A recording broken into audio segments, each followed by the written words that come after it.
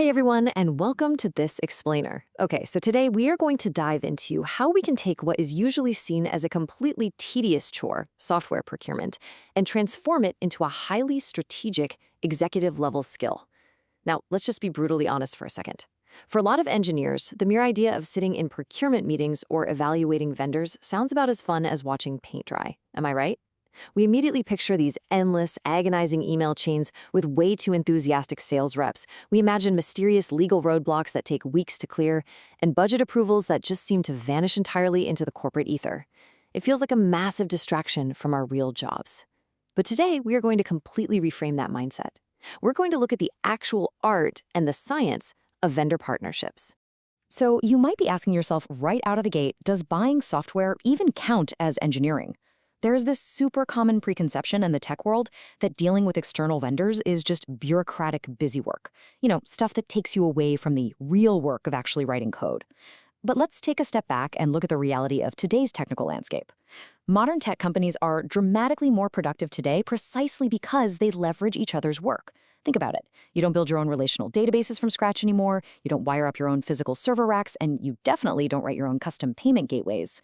Finding the absolute right tools, seamlessly integrating them into your company's existing architecture, and then actively managing those long-term relationships, that isn't a distraction at all. It saves thousands of hours of redundant work. And honestly, mastering this process is actually the ultimate hero's journey for senior engineers who want to make a massive impact.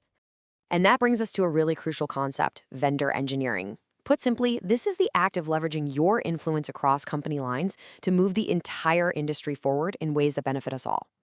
Now, buying software, that just takes money. Literally anyone with a corporate credit card can go buy a SaaS tool.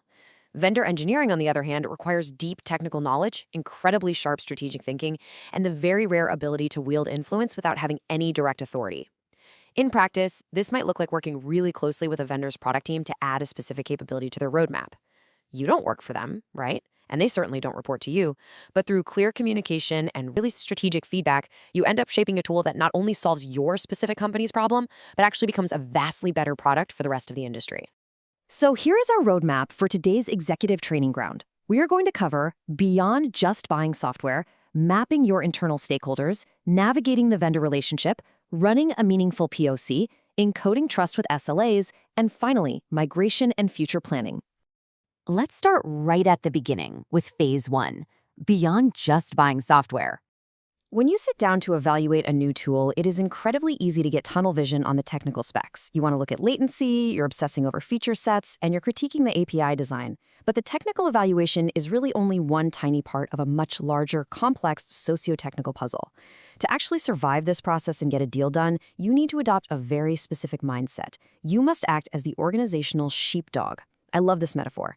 As the driver of this purchase, you basically have to assume that absolutely nobody else in your entire company cares enough to keep this deal moving forward.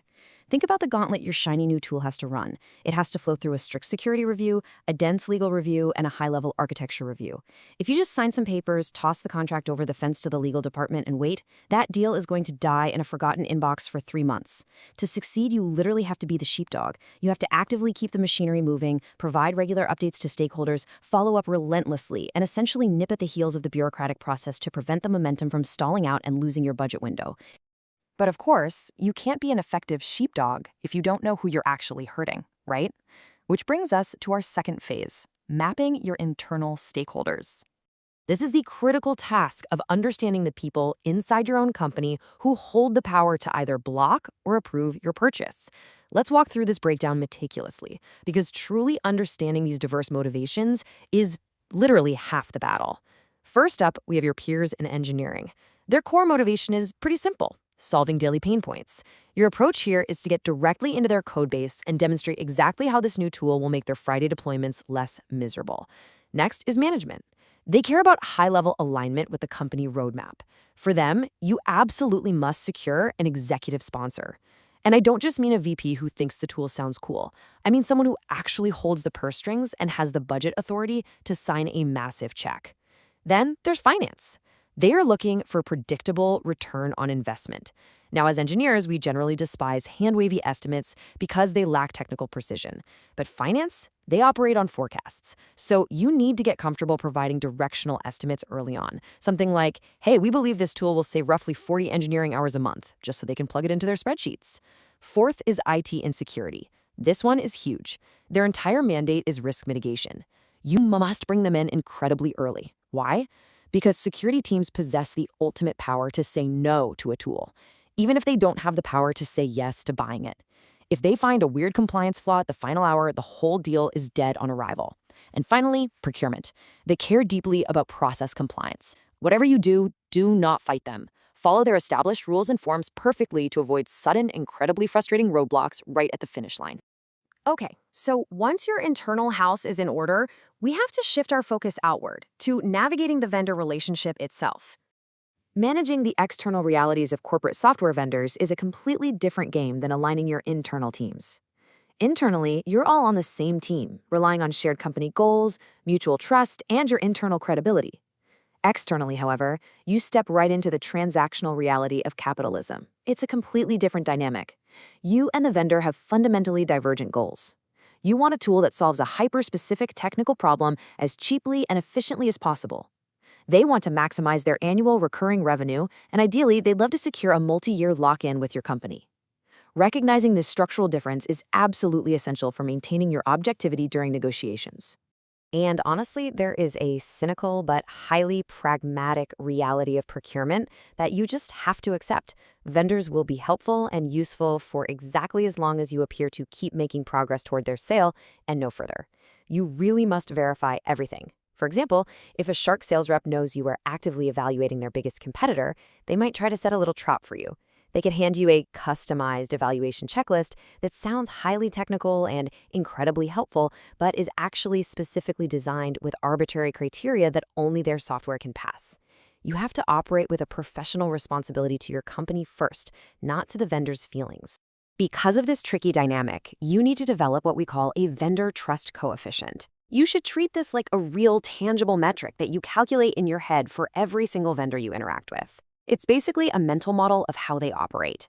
Ask yourself during the pitch, do they answer your tough technical questions honestly, even when it exposes a glaring limitation in their product? Or do they aggressively mislead you by omission?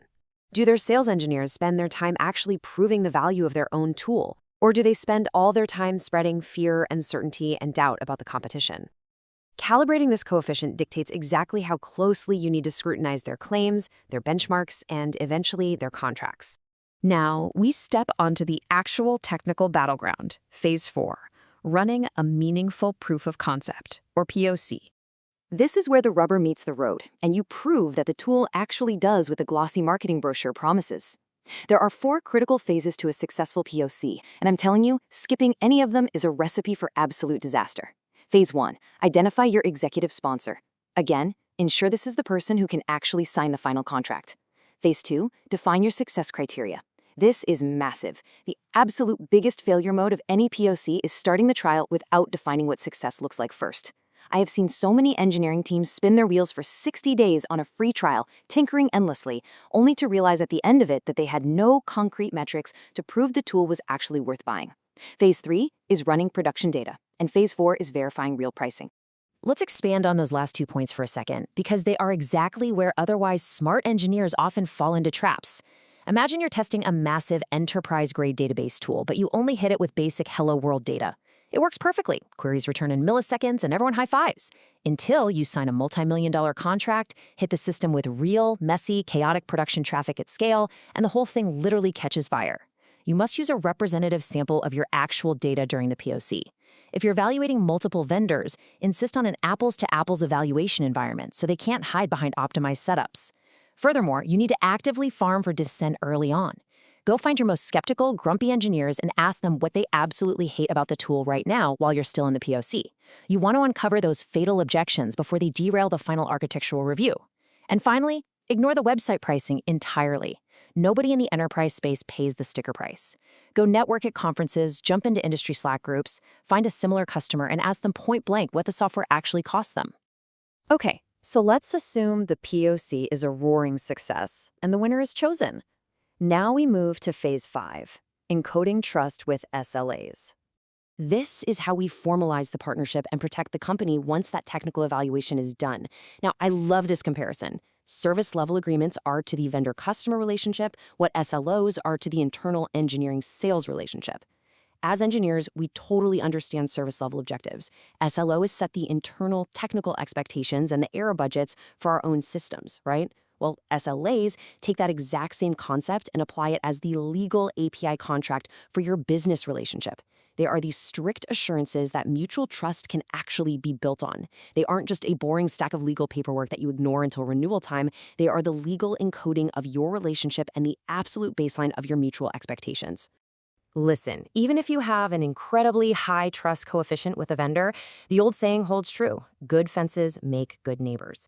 Well-crafted SLAs prevent daily misunderstandings, they align organizational incentives, and they encourage long-term thinking from the vendor.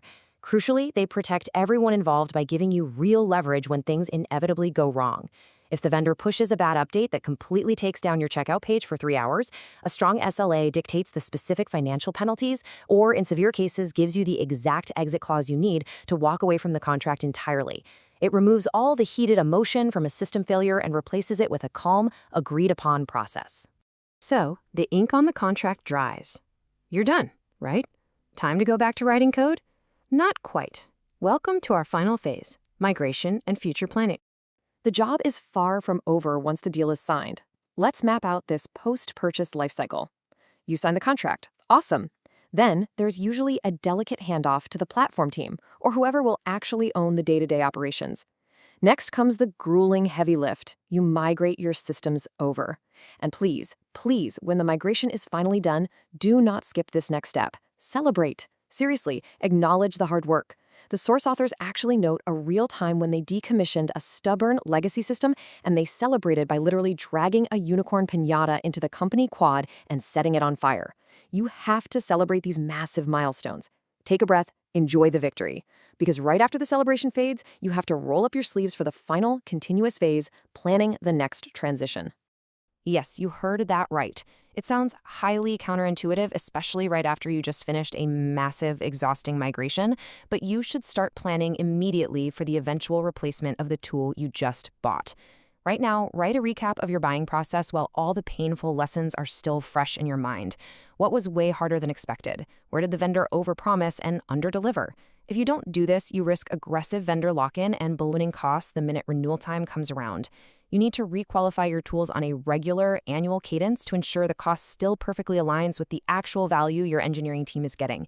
A truly good partnership requires active, ongoing, and let's be honest, slightly paranoid management. Which brings us to our final, provocative thought to leave you with today.